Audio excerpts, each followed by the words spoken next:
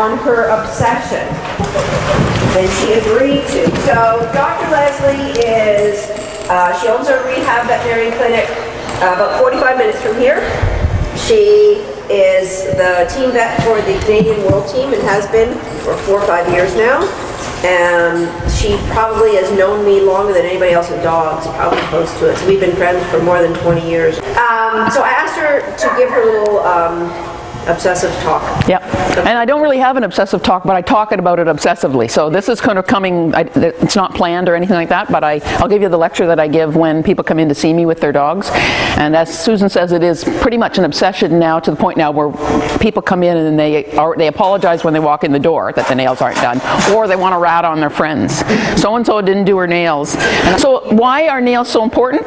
The most important thing for dogs when they're doing sports and old dogs, I have a real passion for old dogs, is posture. Proper posture tells you the 2 most important things you need to know when you're running, and that's where down is and where the horizon are. So when dogs' paws are on the ground, their pads are saying, and gravity is one law you can't break, it's down.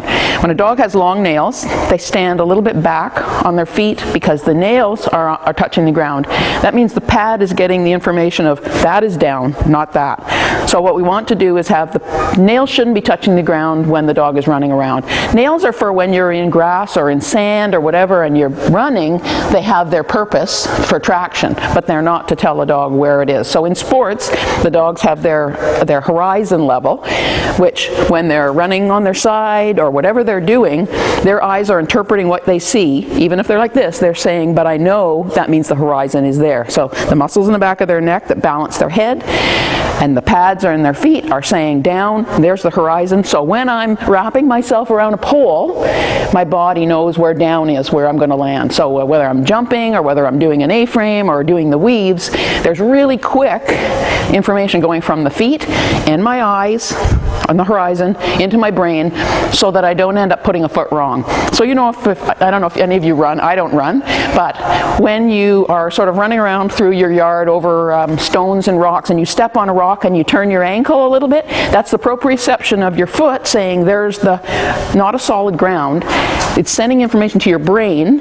Your eyes are talking to your brain, and all together they help you catch yourself before you fall every time you step on a rock. And if your proprioception's not good, then you're going to have a whole missed set of information going to your brain. So, if you're drunk. Like if you're drunk, and when you fall down and you don't remember what happened to you. Not that that's ever happened. So with your nails, if you had long nails and you had short shoes, you know what that feels like, that jamming of the nails into the end of your foot. So here's your dog really wants to do sports, but every time it goes up and down the A-frame, its nails are jamming into its nail beds. It's becoming oversensitized. So when you have your dog and you go to do its nails and they don't like it, there's a couple reasons that can be. One, some dogs are very protective of their feet. I call them their getaway boots, right? They don't want you holding their foot and cutting the nails. Two, the nail beds could be sore from being jammed into ground or equipment all the time. And the most often excuse I hear is they've never liked their nails cut since I cut them and quicked them, or the vet cut them and quicked them, or the groomer. You know what? I walked into the coffee table one day and I banged my leg, and I still walk by it every day, and it doesn't do it every day. So they can get over that. It's not that it didn't hurt, but that's not why. It's because every time you go to do the nails, you go, oh, I hope I don't hit the quick, or she's going to cut the quick, and the dog's saying, God, I hate having my nails cut because these people get so upset every time they go to do my nails. I hate the whole process. So get over it. So when I have my clients come in, I tell them, here's my nail clippers. I cut 100 nails a day, and I may sometimes hit a quick because I get in there and I get right in there. This is Quick Stop. They sell it in the pet stores. It's in a cigar stubber. That's what this little container is. I think they're worth about $5. I put it in there and I jam it all in there till it's hard, and I keep that beside me whenever I do nails. So if I happen to hit one, I try not to even tell the owners, and I stick the nail in there and it stops bleeding, and we go on about it, and I check without, so that nobody knows. Or if I do hit it and they see the blood, I say, oh, don't worry. Before I do the nails, if you're going to get upset when I cut the quick, then I'd rather you leave the room, because right now your dog doesn't have a problem with this and you don't need to. So that's what this is. It's Quick Stop. There's lots of other styptics out there that, in my mind, don't work as well. There's a Chinese herb that works well. What do you think of Dremeling? I use a Dremel as well. I have a soft spot for some Dremels. I bought a new one. There's something called a Dremel stylus. Fits in your hand like a little thing, and you can really get in there and do fancy stuff. But to start with, I always cut them to get them to the right length, and I'm going to draw you a little picture of how that works.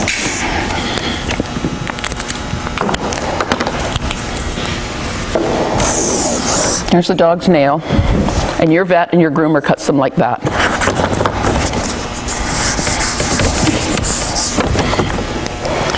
I cut them like this. You see, right away we got more millimeters off the nail. The quick is closer to being exposed, but not. And then I take my clippers, and if I can, and the dog's really cooperative, I cut right alongside so that I'm down to as close as the quick. So then the quick dries up and shrivels off and backs up a little bit.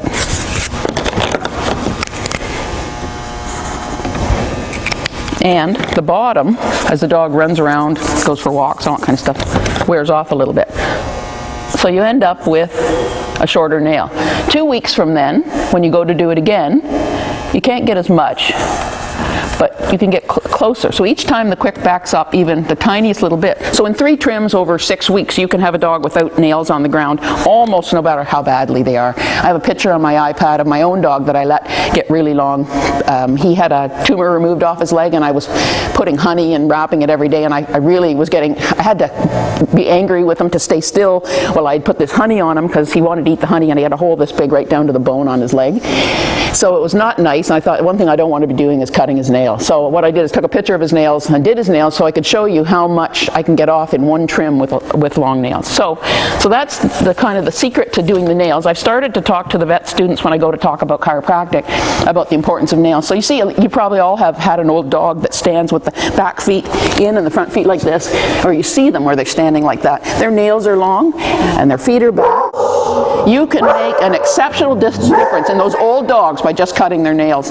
And people think how amazing that is when they walk out of the office, because they're standing with their backs rounded and their feet under like a goat on a rock. And if you can fix their posture with their feet and remind them, you can change the balance of the mobilizers and stabilizers, because your mobilizers are what drives you forward, right? The big muscles in the back of your legs. If you're standing with your legs like this, they're rock hard. There's nothing left for them to drive forward with. You need to get them back in a proper position. So anyways, that's the sort of the nails for the sport dog, and the nails for the old dog are really, really important. So I really encourage people to pay particular attention. And nails should be done probably every 2 weeks. And if you're dremeling, that's fine. You need to get them to the right length. And I even get my clients to use the little petty paw type ones. They're $9, $10 at Canadian Tire. And you can actually, they stop when you touch your skin, so they're not going to hurt anybody. You're not going to damage anything with them. I take that silly yellow cover off, the one that's supposed to catch all the nail trimmings, because I don't know about you, but I can't get the nail through that little hole. So I just take it off, and then so they can learn to do that themselves. It also works to stimulate the nerves in the feet. So for an old dog, it has a secondary function in that it is an awareness tool. But I find it takes a long time for me, so I have one of the little Dremels for my own dogs. All right, so do you want me to show with somebody? Every 2 weeks, and you're clipping like if I clip you don't need to clip once they're the right length. As long as if you're a regular dremeler, that's fine. You need to get them to the right length because dremeling takes a while. Now my stylus, if I had a really quiet dog, I could get in there and probably do it all with a stylus, but mostly in the clinic. And the other thing I would say is you don't ever need clippers bigger than that, even if you have wolfhounds.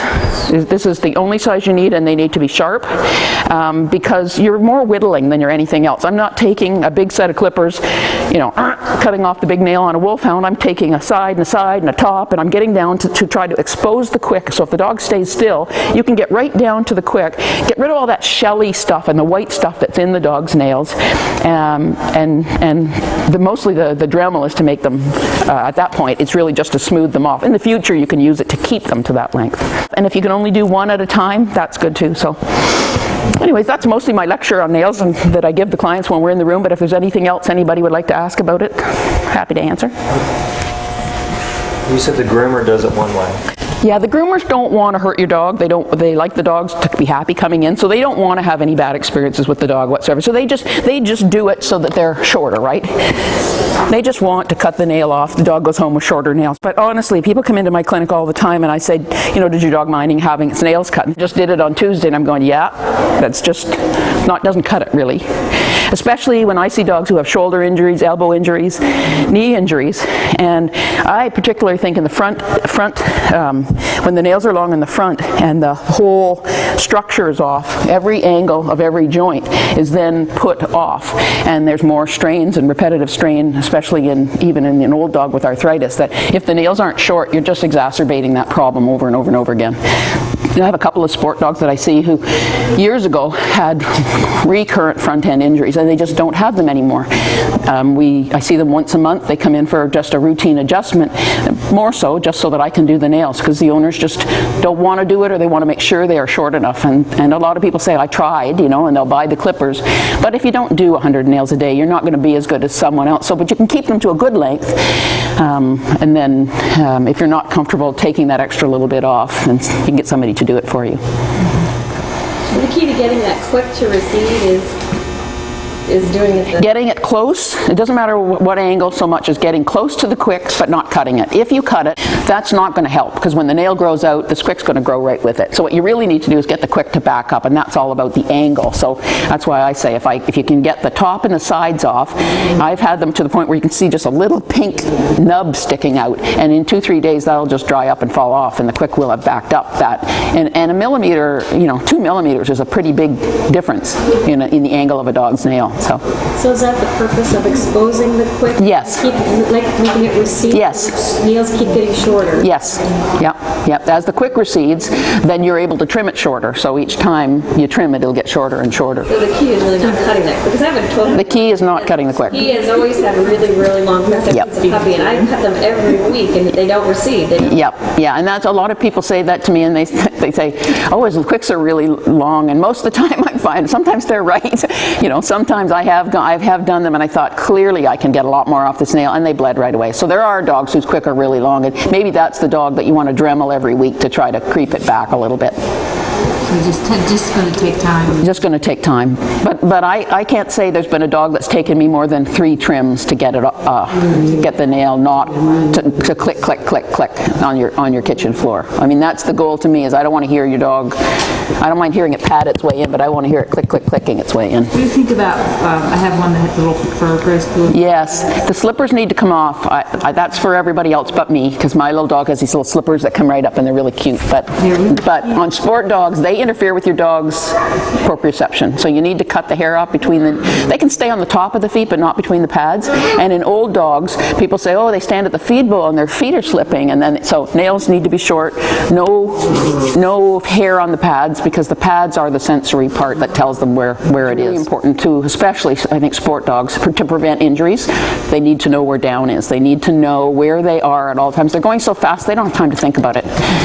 Their body needs to be getting the right messages. And old dogs, again, are my passion, so that to me is really important in the old dogs and I've seen a lot of old dogs come in crippled. I had one chocolate lab male, big elbow arthritis, and he walked in the clinic and his nails were like this, right? And she said, he can't even go upstairs anymore. And so I was like God after day 1, because the dog could go upstairs, because he was able to feel where his feet were after that. And you'll see that now, once you're more aware of it, you'll start to see other dogs. Nails are important, right? They are important for when you're turning in the grass and that kind of stuff. But they're not that's not what's supposed to tell the dog where down is. So. Super. Super. Thank you. Okay, so Leslie is going to